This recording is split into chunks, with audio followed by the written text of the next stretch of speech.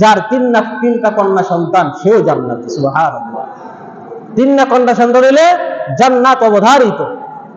আল্লাহ পাক তিনি বলছেন, মান কানা লাহু সালাসু বানাত, যার 3 কন্যা সন্তান, ওয়ায়ুবিহিন্না ইকফিহিন্না, সে তাদেরকে ভালোভাবে লালিত পালিত করেছে, থাকার জায়গা দিয়েছে, তার ভরণ পোষণ আদায় করেছে, ওয়ারহামুহুন্না, এবং তাদের সাথে ভালো ব্যবহার করেছে। আল্লাহ পাক বলছেন, দাখালতু জান্নাতাল বাত্তাতা ফাকাদ ওয়াজাবাত লাহুল জান্নাতা, ওই ব্যক্তির জন্য জান্নাত ওয়াজিব হয়ে যায়। সুবহানাল্লাহ।